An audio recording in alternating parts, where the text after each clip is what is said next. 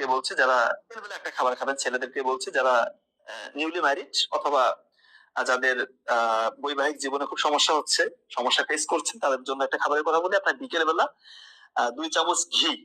খাঁটি ঘি, 2 চামচ মধু, এই কালো জিরা ফুলের মধু, 2টা খেজুর, ভালো মানের খেজুর, আর আপনার হাফ বয়েল সিদ্ধ ডিমের, স্পেশালি হাঁসের ডিম হলে ভালো হয়, হাফ বয়েল সিদ্ধ ডিমের 2টা কুসুম, এটা মিক্সড করে যদি কেউ খেতে পারেন, ডেফিনেটলি আপনার দেখবেন যে অনেকটাই আপনার শারীরিক স্টেবিলিটি বাড়বে।